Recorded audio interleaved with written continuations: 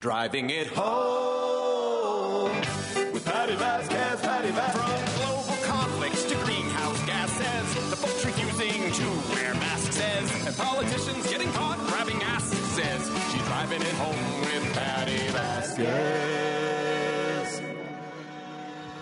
Oh my God, I am so excited. There's so many things to be excited about. So many things. We are broadcasting live from the Monaco Brewing Company tap room in Madison, Wisconsin. And I want to say hello to our friends listening in Seattle on KKNW at 1150 AM Alternative Talk. We are so honored to be joining you in the evenings. I'm very familiar with late night talk shows. I used to be overnight, so this is perfectly normal. And hi everybody. If you are listening for the first time in Seattle, my name is Patti Vasquez. I am committed to fighting for the rights and freedoms of all Americans. I'm the mother of a child with a disability, another child who is differently abled, and I just see everything that's happening right now as a threat to their future. And I know that maybe you don't have kids, but you don't have to have kids to know that we are headed in the wrong direction, and we need to be pushing harder to make sure that we are fighting and doing the things that are necessary to protect people who really have worked hard, whether it's veterans, our senior citizens, families who are just trying to earn a wage to support their families, survive, maybe have access to health care, maybe, because we shouldn't even say maybe in the United States, but here we are. And that's one of the reasons I have been collaborating with Kirk Bangstead. People be like, Kirk's he's a little rough around the edges. I don't know, that Kirk Bangstead, he rocks a lot of boats. I don't know if and those are just the nice things they say about you, Kirk Bangstead, the mastermind behind Monaco Brewing Company. Thank you for having us once again.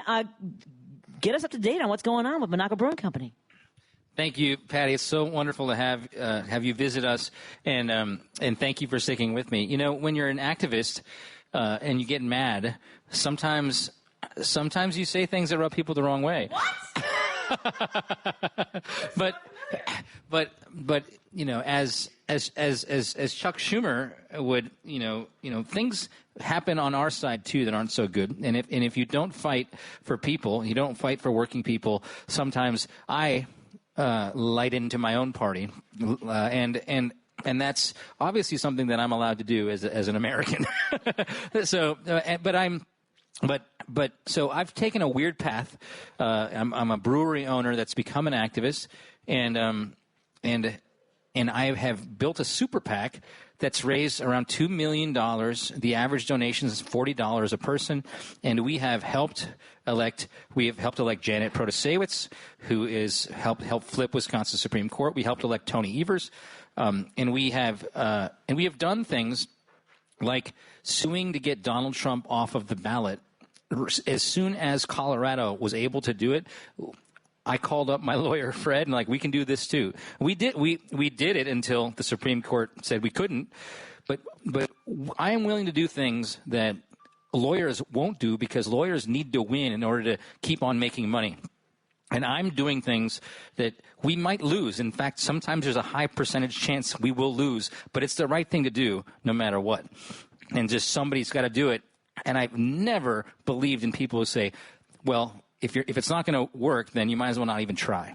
So I always shoot for the moon. I've done that my whole life. You were a comedian. I was an opera singer. That's a very low it's a low percentage career field. Very low success rates there. But I was shooting for the moon my whole life, and you shot for the moon. And so I think we need dreamers in our world, and we're not cynical partisans. So you asked me what we're doing. We started this room we're in right now in Madison is I call it the Resistance Nerve Center. By day, 11 to 4, Monday through Friday. We have an organizer here who's a rock solid guy. We just hired him, and we have a statewide organizer in Milwaukee. We have volunteers come in, and we have meetings. We have folks from Indivisible come here, which is a nationwide group. They meet with us. We talk about what we can do, how we can work together, how we can build a resistance movement in Wisconsin. So we're doing that while we are kind of trying to fold in. There's unions that are doing their own resistance thing. Indivisible's doing their resistance thing. There's a group called 5051, the 5051, protests. They're just organizing protests constantly, there's one on April 5th that's going to be big that we're going to... Hands off is what it's called. Yeah, so we there's so many organic movements starting right now that we're trying to understand where it's all going, and we want to be a player because there's not a lot of. We want to be a player in a certain way, and I've kind of etched out a couple things that I want to focus on, and I'll talk about in the next segment. But what we're doing right now, which is great, which makes me so happy, is that because the entire state of Wisconsin is focused on this Supreme Court race, because it's so important to get Susan Crawford elected, it keeps us our progressive Supreme Court majority if she wins, which means that we can ward off some of the worst of what Donald Trump will do to the state of Wisconsin. So it's very important. It's like cataclysmically important. But every last organization in Wisconsin is focused on that, and they're not focused on school board races or county board races and what nobody is focused on is that there's this group called Moms for Liberty who started in Florida. Their lead in Florida was caught in a threesome with, like, they're a biblical group. They're like Christian nationalism. They care about like being pure, morally pure. And their like leader was dating like a state senator, and they were caught in some threesome. And it was like this just debacle. And it shows the hypocrisy of the entire movement. They want to ban books. They want to go hard against the LGBTQ plus community in high schools. They basically want to hurt public schools, but that's their mission, is to just upend, like education in general.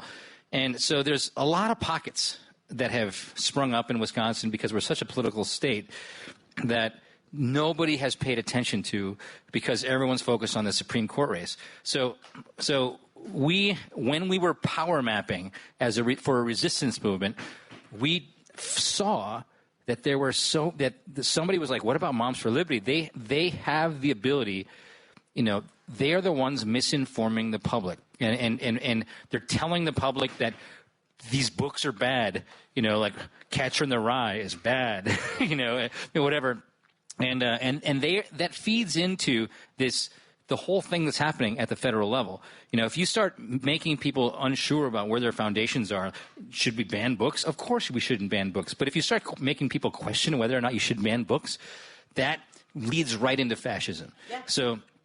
So what we're doing right now is, because we don't have $20 million, we have like a couple $1,000. We are focusing on doing video to make sure communities don't let Moms for Liberty infiltrate their school boards. Yeah, we've had the same situation in Illinois, and as you mentioned, across the country. Moms for Liberty in Illinois. There's also Awake Illinois, and this did start with, from what I can track, let's just say in our memory over the last decade and a little bit more, was the bathroom issue. Right? It was like North Carolina started having these bans, and I think we forget how aggressive this was, and it really took a hold in particular in Wisconsin. The amount of money that was spent in anti-trans sort of messaging, and I just saw this. I was at Jerry and I were at Lucky Cantina near Lake Geneva, and it was an ad about, a man going into a girl's bathroom. And this is what they're so worried about. First of all, and this is what I've always said, nobody leaves the house in the morning thinking, I can't wait to use the bathroom I don't belong in, or I can't wait to use this bathroom where people feel uncomfortable. You know what? I got news for you, everybody. Everyone is uncomfortable in a public bathroom. Sometimes you've eaten something you wish you hadn't, and now you have to and I have to stay in that stall for an extra 20 minutes. So until everybody that might have been there for the experience has left the room, right? I mean, nobody goes in there wanting to do that. And as far as sports goes, what percentage is that? 0.00. And here's the thing. And I say that like it's not important, right? That the people who want to express themselves and compete aren't important. They absolutely are, because the issue isn't whether or not it affects you. It's human rights, and human rights affects all of us. So when it comes to Moms for Liberty and Awake Illinois, look, you absolutely have the right. This is what they came in with. They came in hard with parental rights. Right, that's how they got everybody. Parental, yeah, I'm a parent. I deserve rights. Yeah, you deserve your rights. Go to the school and say, hey, I'm not really comfortable with my child reading this book. You don't go in there and say, no one can read this book. Exactly. Screw you. Oh, did I say that out loud? I think I said that out loud. I think that's allowed with what's left of the FAA. FCC. What am I in? I'm in the FC. I think they're broadcasting. Which is the other thing is, okay. Let's go to we have 3 minutes, but I want to talk for a minute because we haven't even gotten to some of the news of the day. I spent a good portion. I'm a big C-SPAN dork, so I will watch that stuff all day long. Today was the Social Security head was being asked a lot of questions about privatizing. I didn't realize it was the CEO or this guy from Pfizer, and he's apparently, he's very good about money and efficiency and all these things and whatever. He refused to answer questions about, they are going to basically eliminate phone access for seniors and make them show up in person in some instances every single week. 85,000 seniors and people with disabilities will have to start showing up in office to validate their existence essentially. And they say that I laughed when they said that they found all these people who were 150 years old. You know what I realized right away? I went downstairs to an apartment below mine in the 2-flat that I live in, and I asked the 90-year-old resident that lived there, who's also known as my mom. Hi, Mommy. She was a COBOL programmer. And this was all because these Doge bags don't understand older programming, which has been there for decades. And they recognize, all the information and they keep it in the system. It doesn't mean people are getting paid. At any rate, so people who receive Social Security are going to be absolutely decimated by what's about to come down the pike. And I think that they've been lying to us. And today they were very clear. They're going to eliminate 7,000 jobs. They're going to close offices across the country, including in Illinois. And there's one in Rockford. I haven't seen the ones for Wisconsin yet, but they're going to make life so much harder for people. And this really, I think you and I have talked about this. This is the point. This is all about funneling power and money to the oligarchy, to people. They think that people on Social Security are disposable. And I have no other way of saying that because they don't care. They figure that, they're not labor. They're not participating. They're not buying as much. They're not contributing to our wallets. And the other thing I watched was the intelligence, the threats, digital threat. Oh my God. What in the freaking frack? We have hold on, let me see how much time we have to even talk about that. We have a minute. So we'll leave it at Pete Hegseth, who said that women don't contribute to the military, that they don't belong there, that there are, the diversity, equity, inclusion is destroying our military. And this nut job opened up they use an app that any one of us can put on our phones that we use I don't know if I should say where we use it, but we use it to basically have a separate chat. And one of the guys was in Russia when he was doing it. I'm just asking what in the freaking frick is happening, folks. I don't understand what's happening. So at any rate, I watched a lot of that today, and to see them go, they went from, in a matter of just one question, they went from, that's all, that none of it was classified, being asked, well, then share it with us. Well, that's classified. It can't be both! At any rate, I want to thank everyone for joining us. We are broadcasting live from the Monaco Brewing Tap Room in Madison, Wisconsin. We remind folks where we're located so they can swing by if they're in the area. Sure. 2927 East Washington, which is about 4 miles away from the Capitol on the main boulevard. We welcome you here, and we're going to take some questions from the crowd that is in the audience probably after a couple of these commercials happening. Excellent. Yeah, let's take a quick break here. We're back after this on WCPT 820 Heartland Signal, and, of course, in Seattle on KKNW. Thank you all for joining us. More in a moment.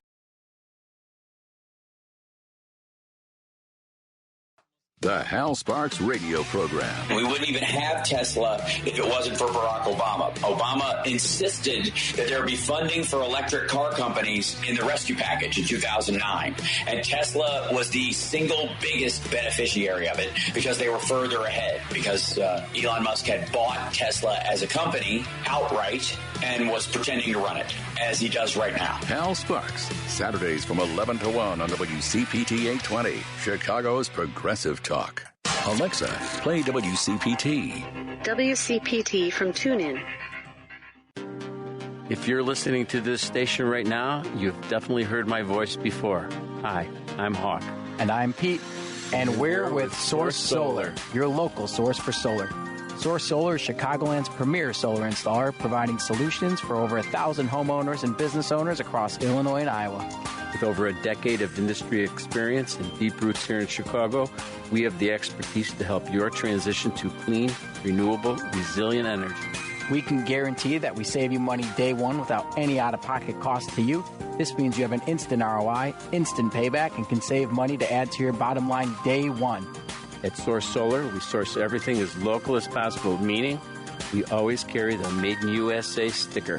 Find us online at www.source.solar. Stop in our office at 5710 North Northwest Highway or give us a call at 773-985-3992. And don't forget to ask for Hawk Or and Pete. Thank you so much for joining us. We are broadcasting live from the Monaco Brewing Tap Room in Madison, Wisconsin.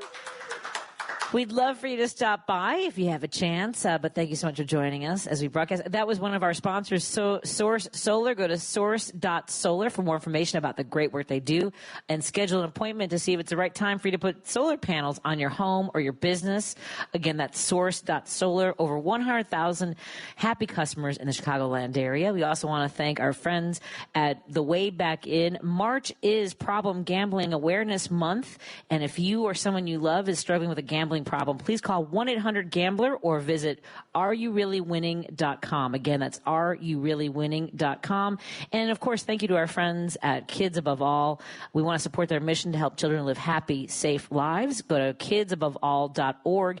And our sponsor out of Minocqua is Kirk Bangstead, Monaco Brewing Company. We are at the Madison Tap Room, and Kirk and I were talking earlier a little bit about Moms for Liberty and their impact on races. In Wisconsin, there's a lot going on. Wisconsin, I contend, and the reason I spend so much time here broadcasting in the tap room and door knocking in Racine, Kenosha, Elkhorn, Janesville is because where Wisconsin goes, I think is really a tipping point for the rest of the country. Without the Supreme Court race and Judge Susan Crawford on that bench, I think that a lot of other things are very vulnerable.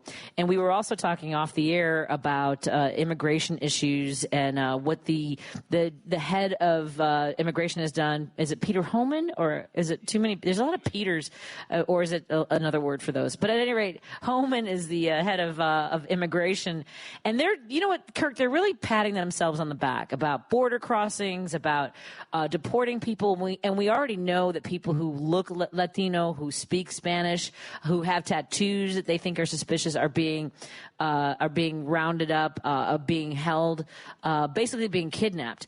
And we are a sanctuary city we are a sanctuary state in Illinois. Tell folks a little bit about what's going on in Wisconsin. So, obviously, when you hear the word sanctuary city or sanctuary state, it means, it suggests that immigrants, are safer there than they are in other states. But no one really thinks about what that means from like a actual policy perspective. So when we tried to figure out what this resistance movement, obviously, the immigrant population was the first one to be attacked, and obviously, it's easy to attack immigrants, just like it's easy to attack trans people. They can't defend themselves. Because there's not enough of them, and immigrants, they can't come out of the shadows to defend themselves because they're immigrants. They don't have legal status. Doesn't mean they're not human, but they're going to attack them first. And when they've proven that they're hurting immigrants to feed this red meat hatred, often racist base of theirs, they're not going to stop at immigrants. They're going to then go to, I think, the second wave. I've been told the second wave is progressive activists because we are the most loud spoken. And so to me, we got to protect the immigrants just so we can protect ourselves, because it goes right from the, folks that aren't citizens down to folks that are, but folks that are irritating the power structure.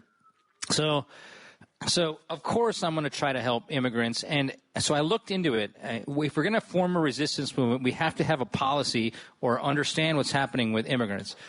And what I found is that ICE has a policy where they have a program where they reach out to county sheriffs and they have them, so it's like the program 138B, and that's not what it is probably, but I'm just kind of guessing out of the top of my head.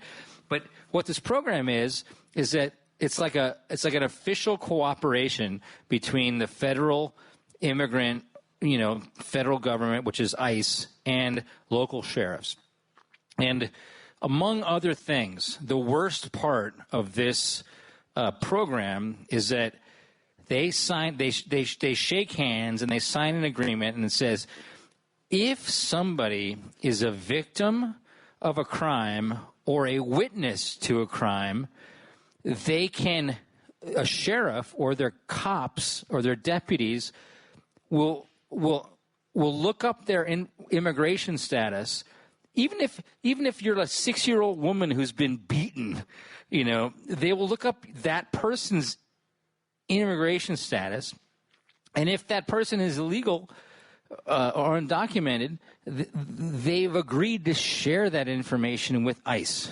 So it's the complete backwards notion of good policing, because good policing is ensuring that you've built bridges into different communities so that those communities trust the police as opposed to are afraid of the police. So they'll work with the police when there actually is crime.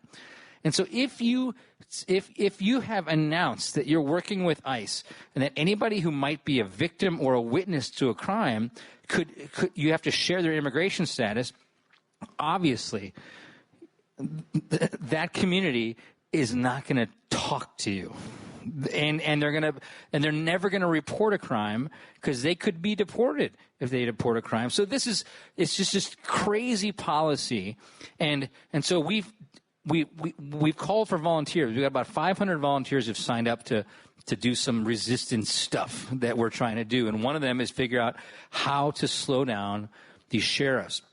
And there's 72 counties in Wisconsin, but there's about 10 who have officially signed up with ICE to do this.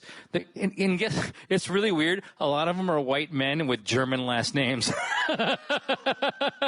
It's like there's like Waldschmidt and like Maltheis. It's out of a freaking movie. It's like, but it's like there's like 10, and it's like Washington County, which is Cedarburg.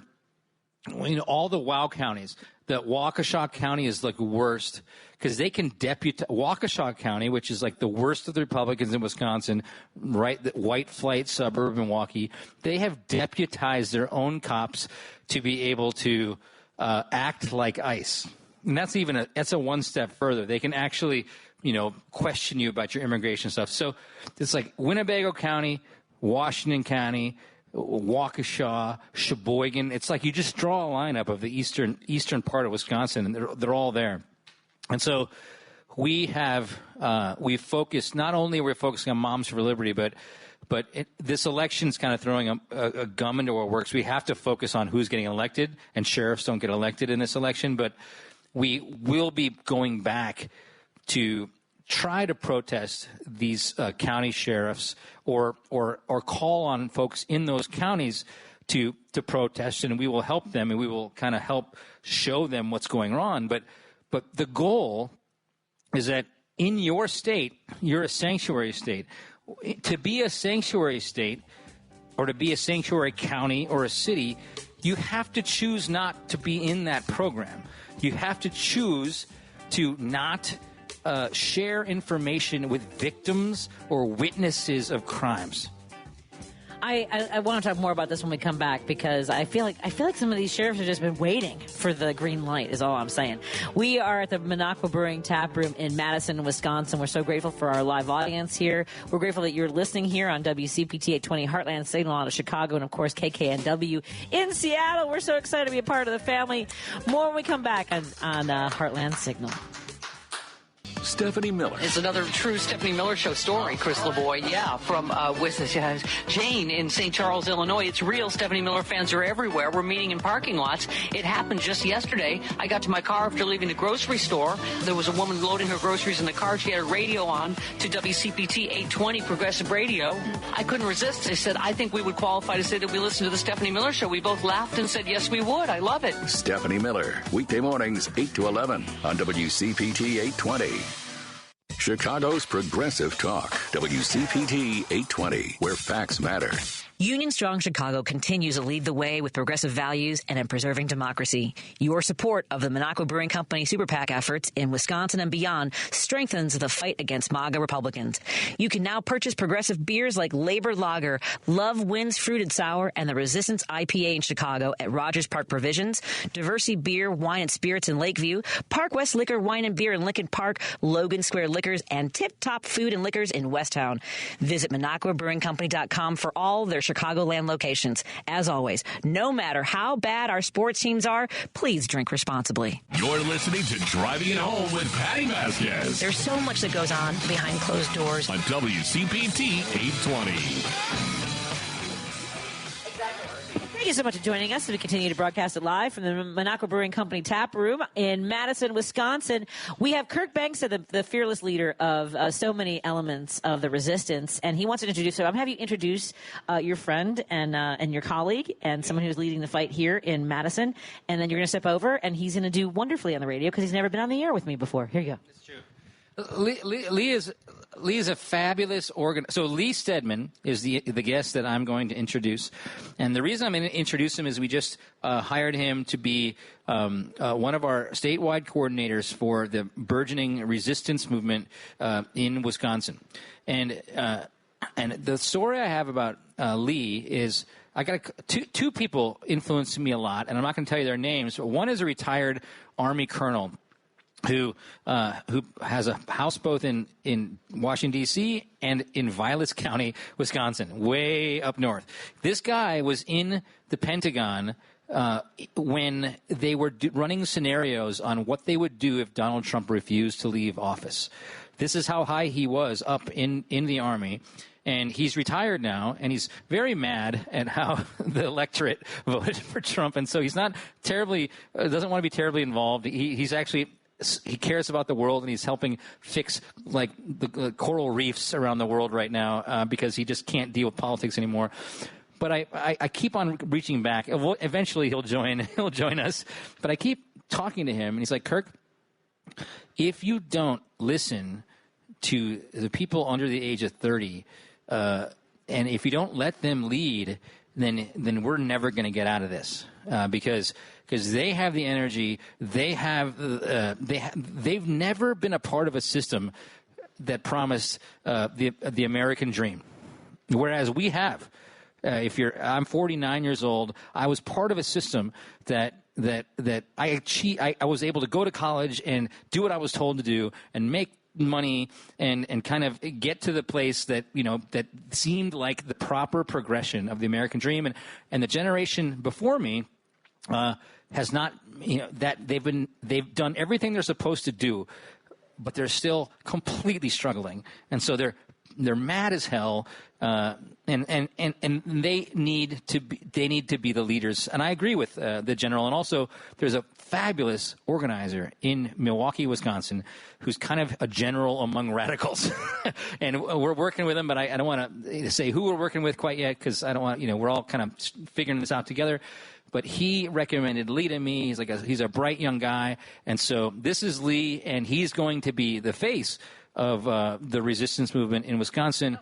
At least not the face, because he's very shy. He's the background guy that's going to be helping. So without further ado, I spoke too much. Here's Lee Stedman. So Lee Stedman, please have a seat. You were very reluctant to come and sit down. So you're just talking to me. Honestly, you're just talking to me, all right? So, hi, my name is Patti. I'm from Chicago. Where are you from, Lee? I'm originally from Milwaukee. And so growing up in Milwaukee, were you sort of keyed in on things that were going politically or in your community? Was your family sort of politically involved? No, I can backstep that a little bit. I'll say that I'm originally from Waukesha, but the first chance I got, I moved out to Milwaukee in order to get more involved within the scene out there. My family has never really been that politically involved. I was never grew up in a political scene at all. Just when I got to college, I was studying archaeology, and so going through ancient history, studying contemporary history, got to the point of seeing live streams come in from protests all over the world. And I was like, why am I studying for exams when this is happening right now? I need to find a way to get involved. And that kind of ended up being my catalyst for getting into the community and really paying attention to what was happening in the world. What drew you? I mean, because here's the thing. So my degree is in history, right? And so I became politically active a little bit later in life. I'll be honest. And mine was like kind of more personal, like things that I saw happening not just in my family but other families. What drew you to archaeology? Is it like the stories that people leave behind? Like, because for me, it was always about being interested in how we got here, and it's hard to be at a point in time where people want to erase all of that. So tell us a little bit about your interest and your drive to be an archaeologist. Yeah, I actually haven't thought about this in a while, so thank you for asking this. No, I mean, I think, like, growing up, I've always been interested in the different cultures around the world and our similarities. Like, you look into every ancient religion and mythology and just the way civilizations grew over time, and there's so many similarities there, and the way in which we interact with one another and grow over time, it fascinated me. And then, obviously, a little bit of influence from Indiana Jones and Harrison Ford kicking it off on screen, so can't deny that aspect of it. But, there's just something about studying the past and recognizing how the past influences the present and how in the present we decide what the future is going to look like that just really drew me in at the time. So the reason I cheered so much, first of all, big fan of Indiana Jones, but also my son goes to the University of Chicago, and one of my friends, the chief geek officer of my show, Elliot Serrano, keeps asking my son Griffin if he's found the diary, right? Because the diary is supposed to be at the University of Chicago. I love that you made that transition from being interested in society and cultures, because my mother's from Mexico and we've been to Teotihuacan. I mean, there's so many of these cultures, and when I think about where we are now, and think about like how civilizations have emerged, have failed, have been erased, all those different elements. We never in the history of the world have we been in a place where so many different people of different backgrounds have had the opportunity to figure this out, right? Is that kind of part of where you're coming from as well? Yeah, no, exactly. And like for this opportunity now to be in a world that is so diverse, we're interacting with so many people with so many different perspectives, with so many different lived experiences all the time. It should be something that we celebrate every single day. Instead, like right now, like bringing it back to the politics, we have an administration that's attacking people over even just the concept of diversity, equity, and inclusion. And it sucks because like when you look at the beauty of how diverse we are all over the world and the communities that we have here are, like there's reason to celebrate the points of unity.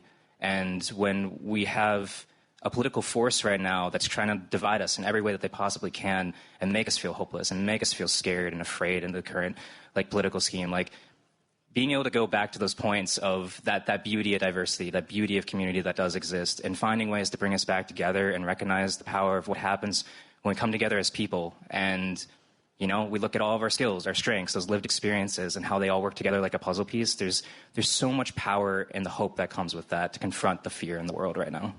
So one of the things that Kirk mentioned was that he was told by the colonel that he needed to turn to folks under 30. And you now look, being on the verge of whatever is neither here nor there. I will say, and Kirk and I'll talk about this later, when you look at the landscape of who's in power in D.C., there actually is a missing component. Like Gen X has not really stepped up as leadership. Neither did they do well in voting. I mean, my generation voted majority for Trump. And I honestly, to Kirk's point, like, we knew what was possible. I mean, the 80s were friggin' great. I mean, not for everybody. My son's 21, and he's like, not for, yes, I think that one of the lines from The Handmaid's Tale that will always stick with me, better for some means worse for others. And like striking that balance is where we have to figure out what that is, because right now it's better for just the oligarchy, for the top 1%, and horrendously awful and burdensome for everybody else. And so when we talk about like young people under 30, they also were drawn to like whether it was Joe Rogan or sort of like we're also talking a lot about, well, the Democrats aren't making a space for young white men. And I never knew that was like that they like. I'm at a loss. Is all I'm saying. Is that like they got their own space. This is a lot of spaces. There's a lot of really comfortable spaces for young white men. But what do you hear when is that something that resonates with you? Because let me preface it by this: because Governor Newsom and Rahm Emanuel seem to think that they can hijack that population and say, well, yeah, we don't like trans people either. Like that's literally what they're like. Well, we didn't think they belonged in the bathrooms either. We didn't think that they belonged in sport. Like they're hijacking the stuff that makes people afraid. That's not the path, is it? No, and it's unfortunate and it's scary, right? Because there's so many parts of the community that are so disproportionately affected by all the things that happen when decisions are made all the way at the top. And I was working as a regional organizing director in this last election, managing campus organizing efforts for the western half of Wisconsin. So working to get students out to vote everywhere. And unfortunately, there was that reality that a lot of young white men and a lot of young white women came out for Trump during that because they felt disenfranchised, primarily the young white men. And, whether that's something that seems fair or makes sense to any of us or not, there is still that very, very real reality of the fact that a lot of rural communities, a lot of young white men, a lot of people and campuses that don't have this kind of engagement that we have in other parts of the community end up feeling that sense of disenfranchisement, or they see MAGA as a unifying symbol that they can rally around because for them it's a sense of community. It's like taking DEI and reversing it in a weird lens for the right. And it really sucks. It's like, how do you dismantle that? How do you go about building a symbol then of unity on the left? And I think that's where this resistance movement comes into play, right? Like, when we recognize the fact that we all come together, it doesn't matter what age we are, like, there's an opportunity for us to build into something greater and recognize that as a people-powered movement, we can do anything. And hopefully in the process of that, we're able to reach, I still consider myself young, even though, the midlife crisis of being almost 30 is there. I'll throw that in there. But, midlife! Yeah, midlife. Quarter life, midlife, 5-year difference, what does it matter? Anyway, but, I think there's a huge opportunity to, really bring young people across the state back into this and make them feel like they have a space that they belong, and through that, it'll drive that engagement again. So, I think that, Democrats, because we have so many things that are important to us, right? But at the core of it is human rights. At the core, for me, it's human rights. It's labor rights. It's family rights. And so that's what and that was all sort of co-opted by the Republicans. Oh my gosh. So before we go, I know I skipped the music. Before we go, what do you want people to know about fighting back and being a part of the resistance in Wisconsin and beyond? Even if you don't know what your role is, even if you feel like you don't have a part in this, and it just the weight of the existentialism, all the different issues happening in the world right now, you feel drained by it. Every single person, no matter who you are, no matter where you're from, no matter what level of education you have or what your lived experience is, anyone in the room can have that single most important idea that can revolutionize anything, or all of it. We all have a role in this. Bring out that passion, connect with your neighbors, your family, your coworkers, your friends. Bring them together, and we can do anything. Outstanding. It was a pleasure to meet you, Lee. Lee, everybody, doing the hard work in Madison, Wisconsin, throughout Wisconsin. Let's take a quick break here. We'll come back with Kirk Bangstead on WCPT 820 Heartland Signal and KKNW in Seattle, Washington. Glad to have you, but more after this. Because facts matter. You're listening to WCPT 820. You're listening to Driving It Home with Patti Vasquez. In your communities, in Chicago. On WCPT 820. Thank you so much for joining us as we continue to drive it home from the Minocqua Brewing Company tap room in Madison, Wisconsin. And we're so thrilled to have some more folks join us. They seem uncomfortable with the fact that I'm talking to them. Hi, folks. Hi. How you doing? Kirk Bangstead joins us. He is, of course, the field general for the Minocqua Brewing Company Nerve Center for the Resistance in Wisconsin, which is really, I think, is ground zero for the rest of the country. That's why I've been coming up here. Not just the Supreme Court race, as we've been talking about with Judge Susan Crawford, School Superintendent Jill Underly. We've been talking about a lot of the local races, school board races. But before the break, we were talking about ICE and what's going on with different sheriffs in the area who have signed on to cooperate with making sure that basically people who are vulnerable, who maybe aren't documented, which, by the way, doesn't Wisconsin rely quite a bit on undocumented labor in on the dairy farms and construction, things like that, Kirk? Yeah, it's amazing how ridiculous the immigration issue is for Wisconsin. We are an agrarian state. We are an agriculturally focused state. We are called America's Dairyland. And you ask any dairy farmer in Wisconsin who does their work, and it is undocumented immigrants. And so just the thought of, and it's not because that's all the people that will do the work. There have been countless interviews with farmers saying we would hire Wisconsinites, but nobody shows up for the interviews. So it's like, if you want Wisconsin to work and be the state that produces great milk and cheese, we need immigrants to do it. And so that's the one thing that I think we can probably rally around, because all the farmers are in rural places that are deeply red. And so to me, this resistance movement, I got a feeling that the first defectors from the Trump world are going to be the farmers, because they're going to be hurt with tariffs, with U.S. aid stuff, and they'll be hurt because immigrants won't show up to work for them anymore if they fear about being deported. This is one of the things that came up. We were at the town hall meeting, the empty chair town hall meeting in Elkhorn, Wisconsin, that Congressman Steele was invited to and did not show up for. And I would say that there's two groups: Steele, I don't know, whichever. Pronunciation is so important when it comes to those guys. At any rate, Steele. It's S-T-E-I-L. Steele. Oh, Steele. Oh. I don't. No one heard that. I don't know if you can go ahead and hit the button on that one. I'm not sure if that got picked up on the microphone. He said the jerkhead is what was said. So the two groups I think that we heard from the most, and by the way, we had speakers from the ages of 23 to 98 that got up and spoke over about 2 hours, and we heard from a woman who had worked for the veterans for the VA for over 22 years. Thank you, Vicki, again for joining us and talking about how terrified veterans are. But the biggest group was definitely the farmers, who were talking about how much they're suffering because they do benefit from subsidies, from grant programs. And in Illinois, there's a program that was just ended. There was a grant intended because they're basically just ending contracts. The Doge bags are just terminating contracts that had already been allocated by Congress. And there was a program going through 2028 that was over $26 million for farmers to provide healthy, nutritious produce, grains, all those things to school children who can't afford healthy meals. Their families can't afford it. For child care centers and schools. So I think that you're right. I think it's going to be the farmers, and I think it's going to be the veterans if they're willing to extract themselves from this tradition of Republicans or onion libs or lily-livered whatever. If you have a commander-in-chief who says that people who are POWs or die in war are suckers and losers, like, what are we even doing here, Kirk? Yeah, I mean, and the level of cuts to the VA hospitals. I mean, yes, of course, what you just said, Trump has just been so cruel to veterans throughout his time in the public eye.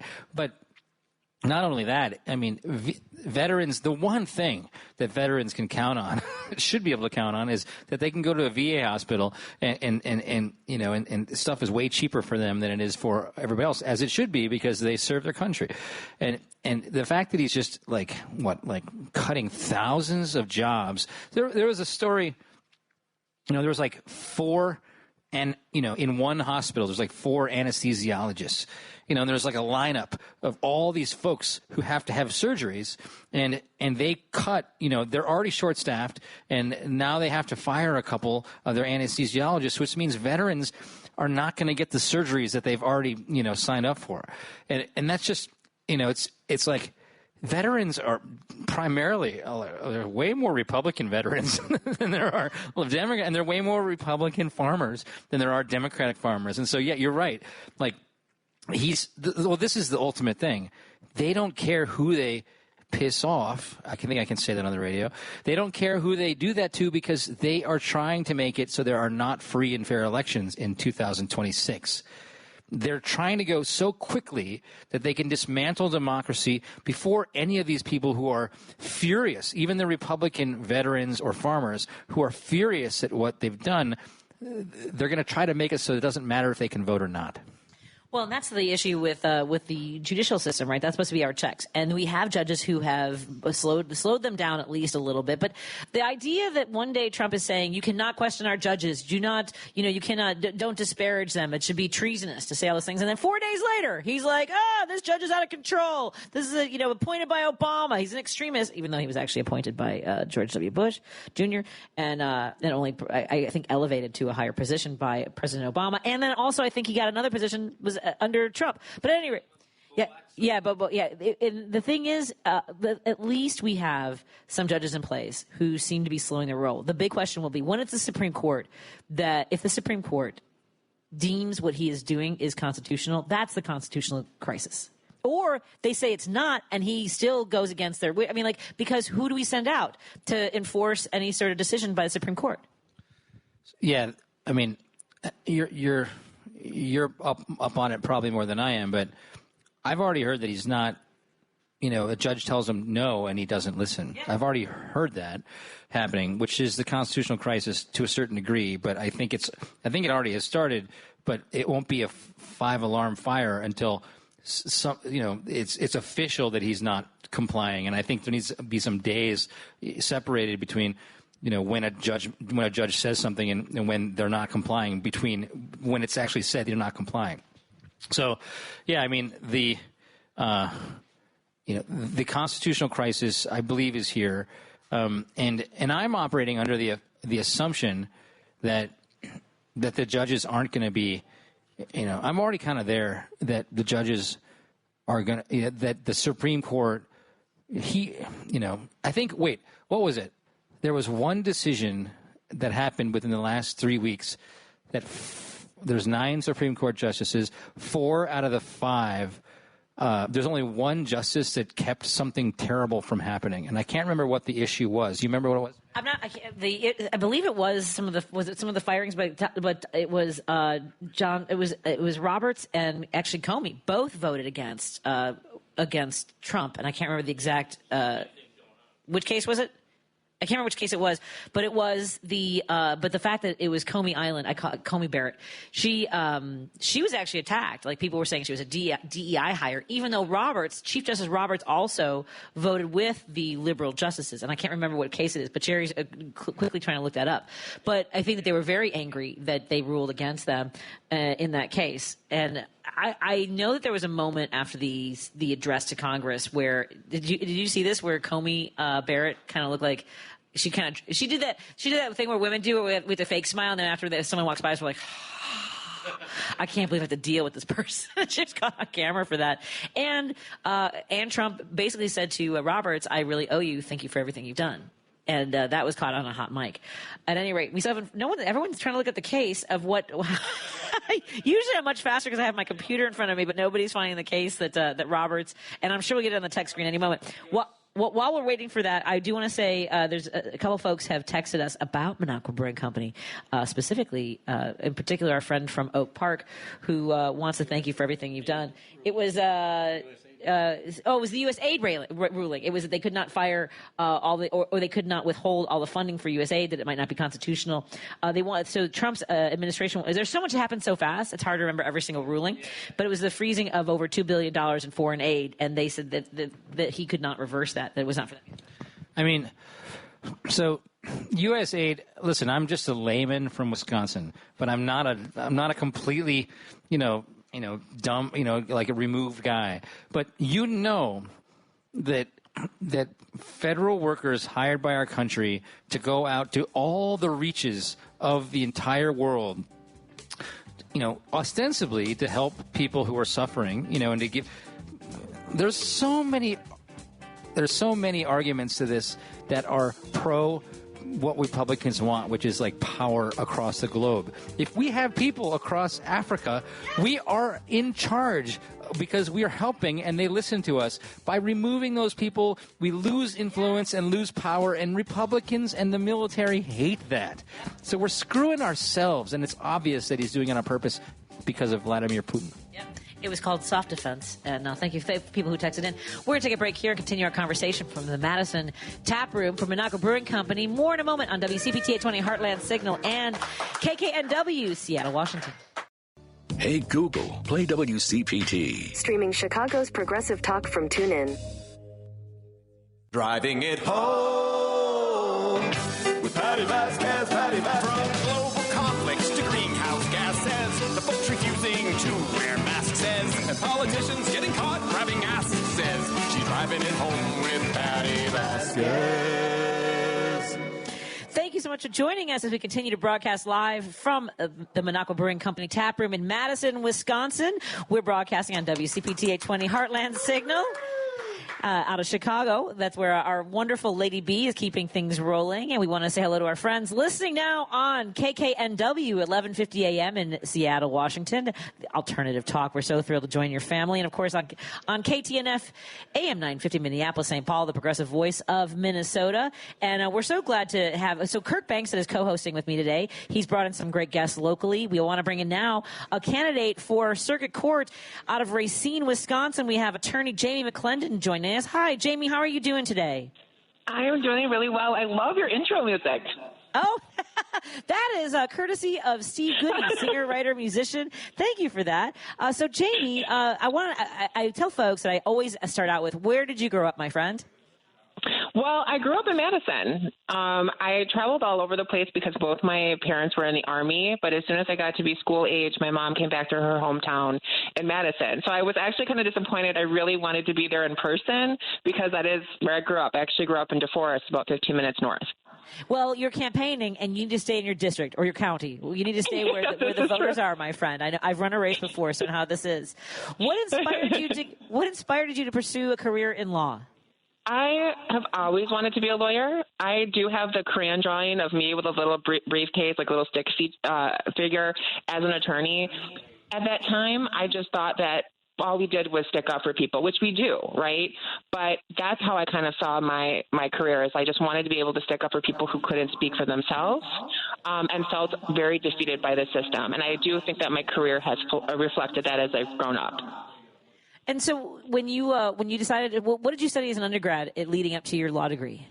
Political science, but really any degree, you just have to take the LSAT to go and get into law school. Right. I was just curious what you chose to inform your path there. So it makes sense that you chose poli-sci. And then look, we try to have these conversations about how running for judge is apolitical, right? Because that judge is supposed to be unbiased. You're basically the ump, right? You're supposed to call balls and strikes without any sort of any bias. But we know now in this entire environment, and maybe it's been that way. As a history major, I will tell you it's been this way the entire time, with biases and inputs. But that aside, what philosophy do you bring as far as your law career goes, and what you want people to know about bringing that to the bench? I think as a judge, I'm going to show judicial restraint. I think we have seen too often, especially lately, that judges have changed their minds depending on who's in the administration at the time. And there's been some case law that has been longstanding that was overturned. And all I learned in law school is that you take precedent to be very serious, and there better be a big drastic change in the laws for it to change in the courtroom. And so I don't want to be the type of judge that just because there's someone who's in office or the popular belief changes, that I'm just changing it to follow the fad. I want to be able to follow the law and apply the law to the facts of the case. Jamie, this is Kirk Bankstead from the Monaco Brewing Company. I'm happy to be helping out Patti tonight. And I just wanted to ask you a question. Scott Walker apparently appointed your opponent in 2018, John Frederickson. I know for a fact that, we elected Janet Protasewicz 2 years ago. And we in theory, we changed the balance of the court. And what the press says is that it became progressive versus conservative. But what I say is it became fair as opposed to corrupt. And gerrymandering is the one thing that they really passed. The Supreme Court of Wisconsin, they got rid of gerrymandering, which made things unfair in Wisconsin. We had 75% of our state legislature were Republicans, but every statewide election was only won by 10 to 300,000 votes or so, and so it was a very 50-50 state. Obviously, things weren't fair. They made things fair. How would you make things more fair in Racine? And is your opponent partisan, in your opinion? He was appointed by Scott Walker, and he seems to be supported by the Republican Party. But as an attorney here since 2011, I have never asked anyone that I've represented what their political affiliation is. I really do believe that so many people have too much in common that politics sometimes just gets everyone riled up unnecessarily. And when you focus on issues, that's where you can find that common ground. And to be fair, you just have to get to know that individual. And I am extremely proud that I've spent my entire career representing people. My opponent spent his entire career representing insurance companies. And And I think that there is a huge difference in how we view individuals that come into that courtroom. I see people as being scared. It doesn't matter how much power, influence, whatever, it's still a scary experience. And as a judge, I want to know that everyone at least felt heard in that courtroom. They don't have to agree with the things that I do. Obviously, you have to make tough decisions, and someone's going to be disappointed. But I want people to feel like they at least were heard and respected in the courtroom. And I think having that experience representing people and not companies makes me the better candidate. I have to tell you, I've read some of your bio, and I know my mom is listening, and my mom is from Mexico, and she would read this bio and go, see, you could have done this. So, my mom's from Mexico. Because, one, I love that I thought about going to law school, and, when I was younger, I didn't draw myself with a briefcase, but I do remember when Sandra Day O'Connor was the first woman, when she became the first woman on the Supreme Court, and you went to the Sandra Day O'Connor College of Law, which is amazing to me. And you did do work in equal rights, which is what I had aspired to. So tell us a little bit about that experience that you bring to the bench as somebody who really wants people to be represented and treated fairly. So I have to just say one thing about Sandra Day O'Connor. She came to our law school after she was done on the Supreme Court. And to see her in person, she's this super small woman, and she's very quiet. She's extremely smart, but she made some big decisions in the Supreme Court in their time that she was on the bench. So I just had to put that one out there. She's this very small, you would mistake her for a grandmother, but clearly very powerful woman. I just wanted to share that. But as an equal rights officer for the Department of Transportation, my job was to go out to construction sites and review these construction companies to make sure that they were paying everyone the prevailing wage for working on a government contract. And I was able to investigate and find out that there were people where maybe the citizenship was questionable, but that wasn't our job to figure out, that were being paid under the prevailing wage simply because they were afraid of what could happen to them. And we were able to investigate and get them their money back for the hard work that they actually put on to this construction company. I also had to make sure that these companies hired enough women and enough diversity, and I understand that that is a big issue, but we know that our world is better in a diverse environment. And so I am very proud that I was able to do that. And I am not the construction type person. I got made fun of. I think everyone thought I was going to bedazzle my helmet. But I am very tough when it comes to just being fair. That's all anyone wants, is just to be treated fairly.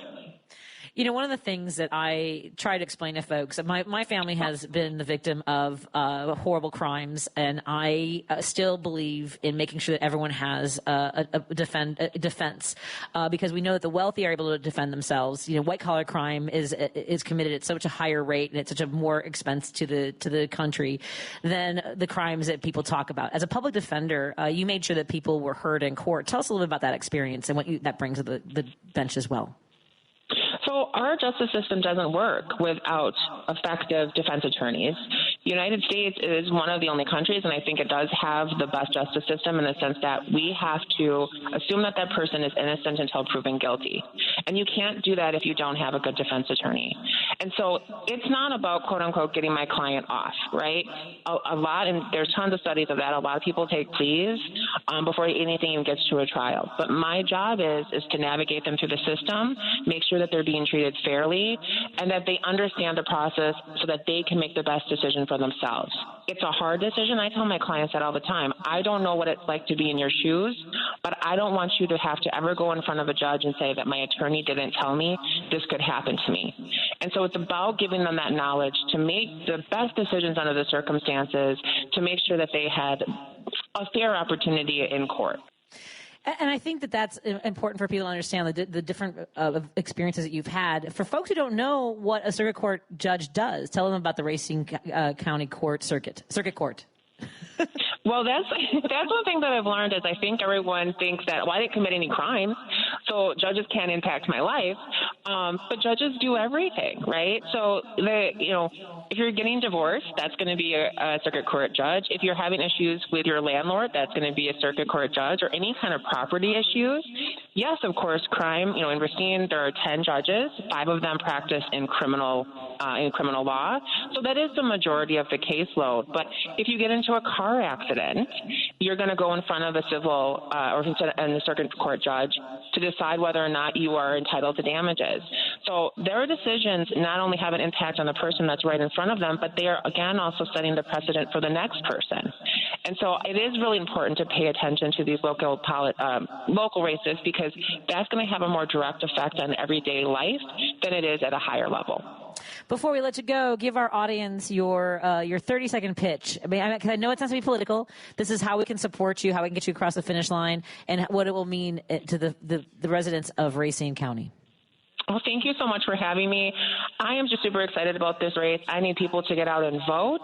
If you want to have any more information, I have a website, citizensformcclendon.com. Early voting has already started in Racine County. Election day is April 1st. I've been endorsed by the local labor unions, and the one that I love the most is the Racine Educators United. I'm a big fan of supporting teachers. It'll probably have less clients if we have good schools. So I just want everyone to get out and vote at this time. And again, thank you for the opportunity. Again, we've been talking to Jamie McClendon, and her website is citizensformcclendon.com. We encourage you to visit the website, give your support in any way you can. This is always the hard part for campaign managers. It's harder for judges because they can't ask for money. So I will do that for her campaign. You can go to McClendon, citizensformcclendon.com. That's MCCLENDON.com. Give your time. Make sure if you live in Wisconsin or you know someone who does, make sure they know about this race. The election is on April 1st. Early voting has already started. We're so grateful for your time, Jamie. Go get them, okay? Thank you so much. Have a great night. Absolutely. Look forward to meeting you soon. Take care. We are broadcasting live from the Monaco Brewing Company tap room in Madison, Wisconsin. Hang out with Kirk Bangstead. Coming up in just a few moments, we'll talk to Mike Mitchell from Berwyn, Illinois. From Berwyn. We can't say Berwyn without saying it that way. More in a moment on WCPT 820 Heartland Signal, KTNF AM 950 in Minneapolis, St. Paul, and KKNW Seattle, Washington, 1150. More after this. WCPT 820, Chicago's progressive talk, where facts matter. If you're listening to this station right now, you've definitely heard my voice before. Hi, I'm Hawk. And I'm Pete. And we're with Source Solar, your local source for solar. Source Solar is Chicagoland's premier solar installer, providing solutions for over 1,000 homeowners and business owners across Illinois and Iowa. You're listening to Driving It Home with Patti Vasquez on WCPT 820. Thank you so much for joining us as we continue to drive it home on Heartland Signal, WCPT 820. And we also want to thank our friends listening on KTNF, AM 950, Minneapolis, St. Paul, and our friends in Seattle. I'm so excited to be on the air on KKNW 1150 Alternative Talk. Welcome to our family. And I know that a lot of folks seem to order some Monaco Brewing products in that area. You can go to MonacoBrewingCompany.com. Please subscribe to the newsletter. And if you don't mind, if you order some woke coffee before tomorrow, I might get a percentage of those sales. So please help me out there. Mostly, I'm not begging. I'm nicely asking. We also want to thank our sponsors. In addition to Source Solar and Monaco Brewing Company, we want to thank our friends from the way back in. March is Gambling Awareness Month, and I've talked quite a bit this month about how my dad suffered from dealing with his addiction to gambling. If you or someone you love is dealing with this situation, please call 1-800-GAMBLER or visit areyoureallywinning.com. Again, that's areyoureallywinning.com. And thank you to our sponsors as well as Kids Above All. Go to kidsabovall.org and support their mission to help children live happy, healthy, safe lives. We are so thrilled to be broadcasting live in Madison. One, I love this town. I love the audiences that we get here, the folks that join us at the tap room. Joining us right now from now, Mike Mitchell joins us. Does everybody say Berwyn? I mean, like, how annoying has that been with Son of Svengoolie? How you doing, Mike? Good. Well, I'm not from Berwyn, but I've been in Berwyn since about 2003. But I've definitely got the tradition for sure. So where did you grow up, my friend? I'm originally from back east, Philadelphia area. Allentown's my hometown. I moved here from Philadelphia quite a while ago. But I've been in Chicago longer than there. Now, I'm not sure entirely if my friend Jerry Walski, who is also a road comic, I've done Allentown. I think it was a Yoda run. I'm pretty sure I did that. That's a lot of like one-nighters. Before we started, Mike said he wanted to come see my comedy. I've been doing stand-up comedy for 30 years, bouncing around from town to town, and I'm pretty happy being on the air. And you mentioned that you have been a listener of WCPT since we came into existence. Yeah, for a long time, as long as I knew about it. I mean, definitely more than 10 years. What's the anniversary coming up? 20, right. So sometime in there, sometime more than 10, maybe, at some point. I don't know. So what drew you to this talk? Because, when I started doing stand-up comedy, Rush Limbaugh was just on his rise, right? And so it was very hard to, even mention that I was a feminist on stage or talk about abortion, which abortion in comedy is sort of one of those things that's dicey anyway. But you have this, very hardcore Republican sort of sphere of talk radio. How did you find WCPT, and what drew you to these conversations? I remember Air America. I don't remember exactly, but I did spend a lot of time in my car in those days, and I would, toggle back between sports radio and talk radio. And once I found out there was a progressive or liberal talk radio, then I would favor that as much as possible, typically avoiding commercials, bouncing back and forth. Sure. And I worked for Greenpeace for the majority of the 90s, and so I have a political activist background. And I know activism helps and works and makes a difference. And the days we live in now, it's infuriating, it's terrifying, it's aggravating. Every day is a new horror story. And I think what I wanted to know, I'm here with my two sons. My younger son turned 21 on Sunday. And my older son is 27. He lives here, so we're up visiting, getting on for his birthday, kind of a little birthday road trip. And the thing is, it's so easy to get. We get so many tragedies and horror stories thrown in our face every day, and Trump talks about a mandate and talks about a landslide. But it isn't, and it wasn't. You're talking about 30,000 votes in Wisconsin, which is like 49-point-something% to 48-point-something%. And even the margins in the House and the Senate, there's 3 people here, 4 people there. We're not completely underwater. There's no reason to give up. A little bit of work helps. Giving up helps them.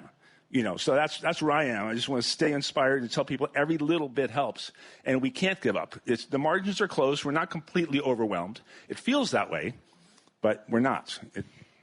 I agree completely. As I mentioned before, I was in Elkhorn, Wisconsin on Sunday. They were hoping. The organizers were hoping for 100 people to show up to a town hall for congressman style, and 205 standing room only. That was when they stopped counting. It was 205, and the speakers range in age from 23 to 98. I mean, people are fired up, people are engaged. So when you say that it's horrifying, and it was not a mandate, it was not a landslide, and there are different ways in which Republicans have been sort of decimating voter access and rights, when we talk about Project 2025, they have already enacted that in state after state, Louisiana, Mississippi, Missouri. So those states have already been disenfranchised. And I do see Wisconsin as being sort of the stronghold of where we need to hold on. So what have you seen? I mean, you mentioned that you've been an activist and you've been involved. Do you remember thinking, because it kind of happened before Trump. For me, I will die. I'll die angry. Mike, you've heard me talk. I'll die angry about the Gore v. Bush.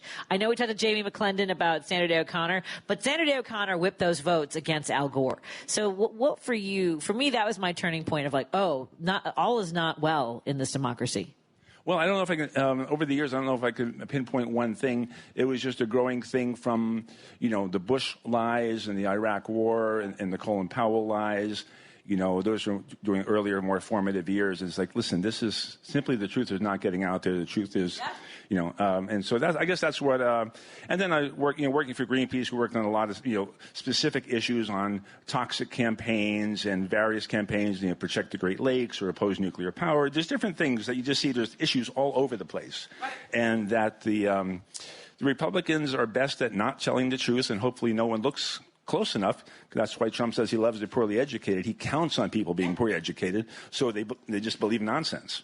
Well, and that's what's so crazy is, people say, well, he can't eliminate the Department of Education. Well, he certainly can dismantle it in real time. What are some of the things that you want folks to know about staying involved? And I know my oldest son is 21, so similar in age. When you talk to your kids, are they as engaged as you would hope they would be? I mean, I know they're here enjoying some beers. Yeah. Oh no. I definitely think they have good perspectives, good hearts, good minds. They're in on the fight in their own way. We didn't screw it up for them. Do you feel like we screwed it up for you? We did our best. I swear to God, we did. No, it is scary though, because I also have a granddaughter. John has a 4-year-old daughter, a soon-to-be 4-year-old daughter. What's her name? Faye. Hey, Faye. Oh, it's a great name. With an E? Yes, E. With an E, yes. Yeah. But, it's just like, before the election, I was preaching to everyone who listened. It's like, you can't fall for the lies, because there's no truth to what he's saying. When Trump was preaching, anytime he's moving his mouth, he's lying. And it's the only reason you would fall for any of it is because at some level you share the bigotry. You share the racism, the misogyny, the homophobia. And even if you don't think you are one of those, it must be at some level okay with you. It's not right. Yeah. I agree. Again, thank you, Mike Mitchell from Berwyn, Illinois, originally from Allentown. Thank you so much for joining us here at the Madison Monaco Brewing Company Tap Room.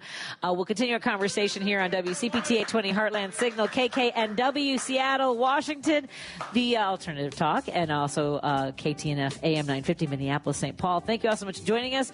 We'll be back after this in a moment.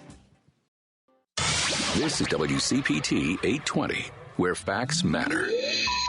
Hi, this is Patti Vasquez. We appreciate all our fans of Driving It Home, and your support of show sponsor Monaco Brewing Company ensures that our important conversations continue right here on WCPT each weekday from 5 to 7 p.m. You can now find the Resistance IPA, Labor Lager, or the Resistance Pilsner beer at several Illinois locations, including Armanetti Wine and Spirits in Woodstock, Pineapple and Company in North Riverside, Lions Beverage Depot in Arlington Heights, and MP's Liquor, Wine, and Beer in North Aurora. For a full list of Chicagoland locations, please visit MonacoBrewingCompany.com. As always, please vote and drink responsibly. You're listening to Driving It Home with Patti Vasquez. There's so much that goes on behind closed doors. On WCPT 820. Well, there's no closed doors here at the Monaco Brewing Company. Oh, I mean, the bathroom door's locked. We're broadcasting live from the Monaco Brewing Company Tap Room in Madison, Wisconsin. I think it's pretty clear now that I'm a dork for Wisconsin. I don't think there's really any mystery about that. Is there, Kirk? Patty, you've been the best fib that I know of. And if you know the word fib, I'm not going to elucidate anymore for you, but the folks from Illinois, and I know some folks from Indivisible, Evanston, and a lot of the folks that you've brought up, even Terry from Personal Pack, he's retired now. He's come up and done doors. It's the level of engagement that folks from Northern Illinois and the Chicagoland area have come up to our southern counties is really amazing, and we need it because Elon Musk hires. Have you heard this story? He hires people. He hires people by the hundreds or thousands. They were going door to door, hanging out like signs, and some person of color was working for Elon Musk. Hung a door thing, and they said something about this person answered the door. It was a Democrat. It's like, do you know who Susan Crawford is, or what Susan Crawford stands for, and what Brad Schimmel stands for? And the guy that was hired to hang door signs for Elon Musk was like, no, tell me. And he said, and this was in the Milwaukee Journal, and the guy's like, well, Susan Crawford. We'll probably get rid of this abortion ban from like 1870 or something, 49, and Brad Schimmel probably won't. And the guy was like, really? he's hanging signs for Musk, and he's like, that's horrible. And the guy's like, don't you know who you're working for? And the guy's like, I got to pay my bills. This guy's paying my bills. Those are the people that are knocking doors for Schimmel, because Elon Musk is paying him millions of dollars collectively. You and and great people from Evanston, Illinois are not getting paid by anybody, but they care about democracy in America, and they know that this race is the harbinger for all democracy in America. Yeah, I mean, that's the thing. Someone texted me, how do the Wisconsinites feel about people from out of state coming in? And then I get these folks who say, well, George Soros has given $1 million in comparison to $12 million. And also, George Soros doesn't have Doge bags with their hands inside our personal information in Washington, D.C. I'm sorry, am I yelling? I started a new, now when people are mean to me, I know that you're masterful when it comes to people trolling you and sending hateful stuff. Like, we even got one on our Facebook Live. So I have a new thing when they slide into my DMs and call me a liberal whore or a stupid slut and things like that. I have a new series called Petty Patty, and I dedicate 25 doors to each mean tweeter, each mean text or whatever it is.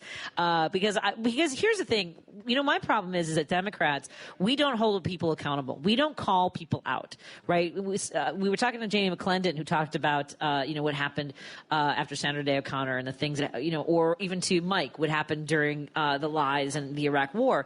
None of those people held accountable, right? Nothing during the Iran-Contra, right? Under Reagan. That's why I write those things. Is like, I've been bitter for a long time because they've gotten away with so much without accountability.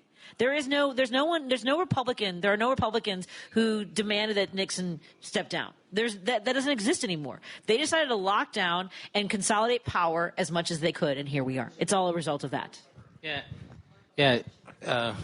It's, the problem is, I think the difference between Democrats and Republicans, there's so much, but in this one point of this conversation we're having is that we'd rather live our lives than gnaw on the ankle of another human being, because we generally live more. I mean, I don't know. I'm not going to be generalistic, but I'd rather move on with my life and not fight petty battles because I love my life. I sing, I travel. There's lots of things that I'd rather be doing than going after somebody and holding them accountable.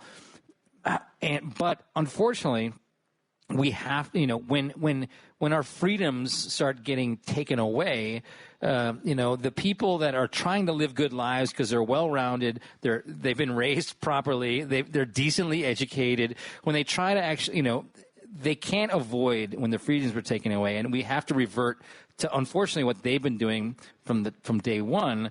Is it's just to grab on somebody's ankle and never let go until they are held accountable. And it ain't that fun, but I'm getting used to it. Yeah, I do enjoy being Petty Patty. By the way, in case I missed this, I want to make sure I should read some of our texts. Karen says, Kirk Bangstead is such a great guy, working hard to make this country a better place. Thanks, Kirk. I need to go back to his Madison location to visit and check out some of the great merchandise, great people, and of course, have some of their great beer. So glad we can buy it locally here in Chicago as well. I believe I sent Karen to the Tipsy Cow in Madison. I will also add to that list of my favorite places, including Sardine and what's the oyster bar? I can't remember the name, but it's a really. What is it, Jerry? There's another, but also Weary Traveler is my new favorite, fantastic restaurant I went to today. They have goulash. I didn't get to try it, but their meat and cheese. Oh my God, so good. At any rate, for folks who want to learn more about coming to the Madison Tap Room, where you do have Nerve Central for the Resistance, tell folks about what the work you're doing here. Yep. So we're following the playbook written by Erica Chenoweth and Zoe Marks, Harvard Kennedy School professors in 2022. We're following their playbook to a T. We are trying to form citizen journalists who are monitoring and disseminating government abuse, and we're trying to train that to happen here. We're going to have an economic collective called the Monaco Marketplace, where you can we're gathering businesses that will sign a pledge not to donate to anything Trump or anything that supports Trump. And so we're going to have an economic collective. And so we are open from 11 to 4. Our Nerve Center is 11 to 4 from Monday through Friday. And we have an organizer on staff, and we have a volunteer coordinator on staff, and then obviously we turn into a regular old tap room from 4 to 9 and during the week, and then obviously all day on the weekends. And you also have entertainment in addition to being Nerve Center. For the Resistance, you've got karaoke, you've got beer church, you've got poetry. So yeah, tell us a little about that. So we didn't double book, but we booked right on top. So right after Patti leaves tonight, we are having poetry on tap, and anybody listening in Wisconsin should come on over. Richard Vargas is sitting over there having a beer, and he's a fabulous poet, and he leads our poetry on tap once a month, and we have not only. Everyone reads their own creations. They also read poets from the past. And there's obviously, because it's Madison and we're so progressive and so activist here, there's a lot of political poetry that happens as well. So I encourage everybody who's listening to come by for poetry on tap after we're done tonight. And I do want to make sure I get to some of the texts because folks were also chiming in on our text screen. I want to make sure I showed you one from our friend who also is grateful out of Oak Park. I want to pull up. Oh no, it's one of those things where it won't come up. Here we go. Thank you, Patti and Kirk, supporting Minocqua Brewing as much as possible. Shout out to Pineapple and Company, which is a company started by my friend Heather, who's is it Heather? Oh my gosh, my brain. Holly Simon and her son who has Down syndrome. So they sell products. They're designed by her wonderful son, who I had the pleasure of advocating with in Springfield. They testified. So we had a billionaire governor in Illinois who decided the best way to save money and divert money to the billionaires was to cut services to people who needed it the most. People with disabilities, senior citizens, child care, just across the board. Basically, what's happening nationally was tried, and that was done in Wisconsin, and Scott Walker was more successful when it came to breaking unions. That was Router's entire focus. So Holly Simon and Pineapple and Company are absolutely fantastic, and they look forward to visiting the Madison Tap Room here as well. At any rate, I want to thank all of our friends who joined us live. I want to thank Lady B. I think we have a couple minutes. We're going to rerun an interview I did on Friday. It is tax season, so I thought I would rerun our friend Jeff Baidu. He runs a great accounting service for folks who maybe have to. Have you finished your taxes, Kirk? My accountants, thank God, I'm an artist and I'm not a numbers guy, so my accountants are handling it all. I've been doing. Anybody else use software? I do like H&R Blog software. Who does theirs by hand? Anybody? Mike, do you do yours by hand? Tom, you don't? No? Do you guys have accountants? Nobody wants to talk about it.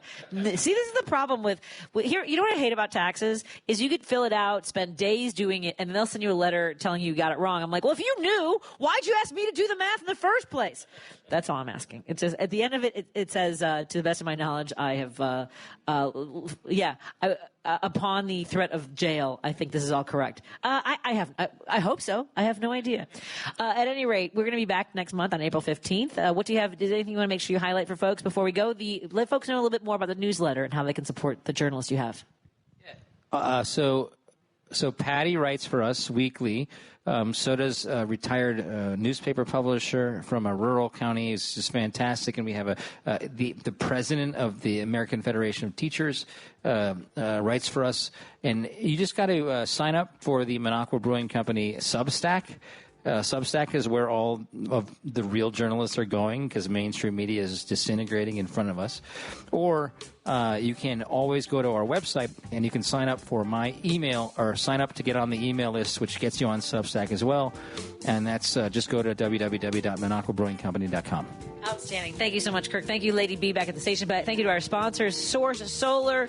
Are You Really Winning? Our friends at Minocqua Brewing Company, of course, and Kids Above All. Thank you, Lady B. We have Jeff Baidu next. Bye, everybody. WCPT 820, Chicago's progressive talk, where facts matter. DuPage County continues to get out the vote and elect progressive candidates, so it's no wonder that there are now several local retailers carrying progressive beer from Minocqua Brewing Company. Be sure to grab yours from Famous Liquors in Lombard, Arminetti Beverage Mart in Roselle, Doty Liquors in Elmhurst, and Bobby's Liquor Warehouse in Carroll Stream, conveniently located next door to the DuPage County Democratic Office. A full list of Illinois locations that offer the Resistance lineup of beer is posted at the top of the Patti Vasquez Show Facebook page, as well as at MinocquaBrewingCompany.com. You're listening to Driving It Home with Patti Vasquez. In your communities in Chicago. On WCPT 820. Thank you so much for joining us as we continue to drive it home. Joining me in studio is my guest co-host today, Dan Schaefer, the host of Tuesdays with Josie, available wherever you find your podcasts. And we talked a few months ago, I think about a month ago or so. Our good friend Jeff Badu is on the line with us. He is a CPA founder and CEO of Badu Tax Services. And we're going to talk about some tips and talk taxes. It's a lot of T's, is all I'm saying. How you doing, my friend? Doing good, Patty. How you doing? I'm okay. You must be busy because we're less than a month away from April 15th, right? Yeah, that's right. It's right around the corner. So yes, indeed. Let's kind of start backwards, I guess, because let's assume people are already like, I'm not going to make it. I'm not going to make the April 15th deadline. What are their options there? And is it okay to just submit a form that says I'm not ready yet? Extension. That's a great question, Patty. So basically, anybody is entitled to file for an extension, which basically grants you 6 months extra in order to, file the tax return. And what this does is it helps you avoid the late filing penalty, which is 5% per month if you owe any taxes. If you don't owe any taxes, if you're set to receive a refund, then there is no penalty. But, there's a very, very steep penalty of 5% per month starting April 16th if you don't file an extension. But, however, that does not prevent the late payment penalty, which begins on April 16th, even if you file an extension. And that's the much lower 0.5% penalty, and it's 0.5% of the balance due amount if there is a balance due when you file your tax return. So are you more vulnerable to being audited or questions raised about your taxes if you file an extension? I would say not necessarily. There's actually a lower audit rate, basically based on the data. There's lower audit rates when clients file an extension. Of course, not encouraging anybody. I was going to say, wait a minute. Wait a minute. Okay, all right. So 5%. Yeah, because think about it, folks. Like, let's say you owe $5,000 and you file an extension, but on April 16th, you automatically now have a penalty of $250. Correct, exactly. Look at me. Exactly. I'm sorry, here's your mic. Yeah, doing the math. Okay, so, but it's not encouraged to file extension, even if there's a slightly less percentage of audits. Okay, so now here we are on March 21st. We've gotten all of our, people like me who get 1099s. Well, I should have all those in order. But let's say you've been better at keeping track of how much you made and where you made it, and you haven't gotten all your forms from employers or people who hired you for gigs. What's the best way to go and track those down? Yeah, so if you haven't received all your 1099s, ideally you should be tracking your income throughout the year.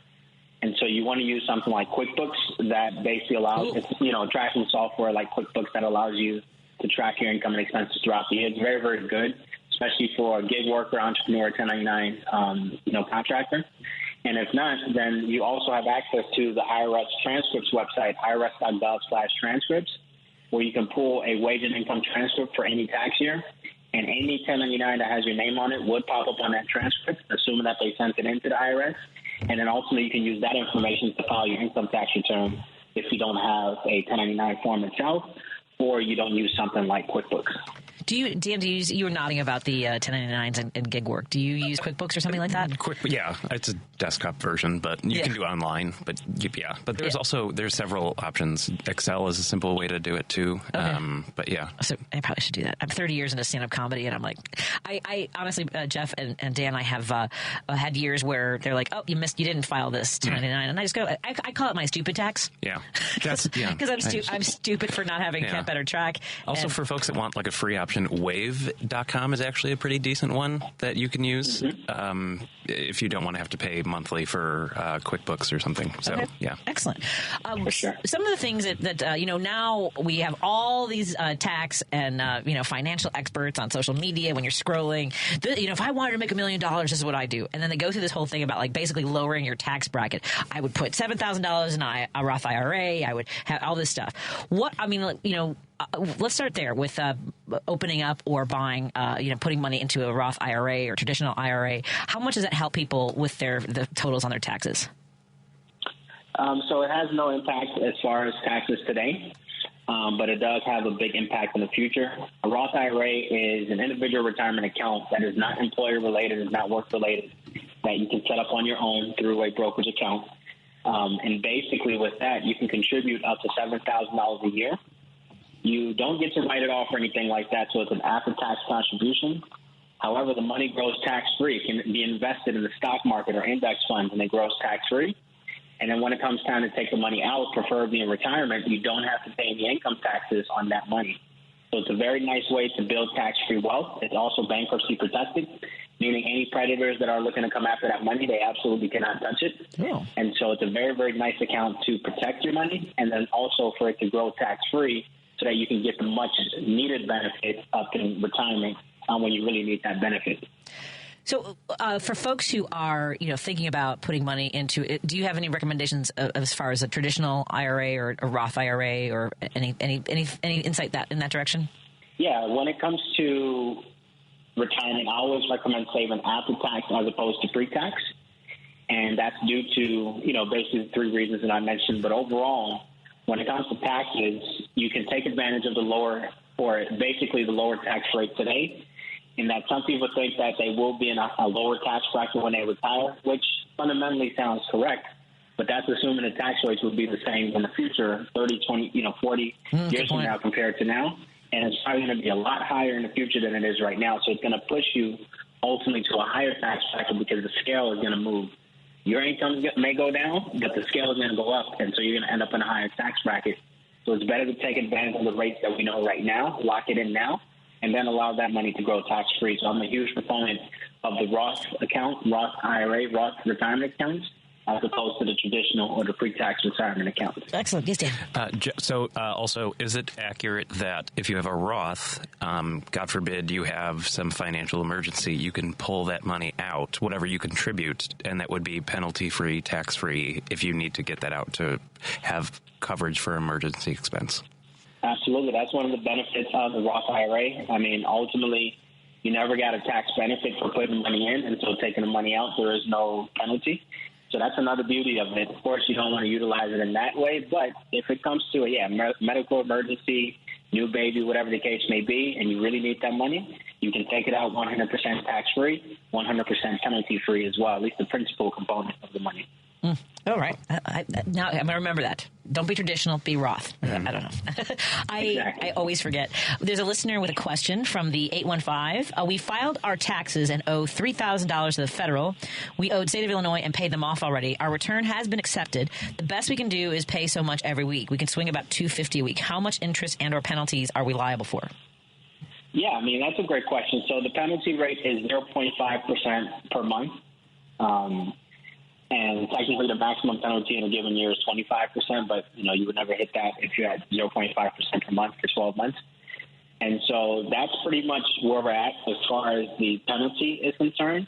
And then the interest rate, let's just look at what the interest rate is, IRS, right, 2025. And right now we're looking at 7% per annum, right, 7% per annum compounded daily. And so you're looking at basically, if we do 0.5% times 12, which is 6%, and then you add the 7%. Now you're looking at 13% total in terms of between penalties and interest. By the way, penalties can always be waived, and so that's something that we provide complimentary. Any clients that work with us will help you waive your penalties complimentary in full. And so then you would only be left on the hook with the interest, which their analogy is, okay, well, if you were to invest that money in the stock market, you'd probably earn at least 10.5%, which is the going rate for the S&P 500 index fund, which is composed of the top 500 companies in the U.S. And so with that being said, you can take that money, make 10.5%, then it's going to cost you 7%. You just make 3.5% on the government's money, basically. Mm-hmm. I've been wondering about stuff like that. I'm like, if I, you get these things in the mail that say personal loan for, 13%. And I'm like, I've been trying to imagine that sort of scenario and where I can make more money somewhere else, put it into let's say a Roth IRA.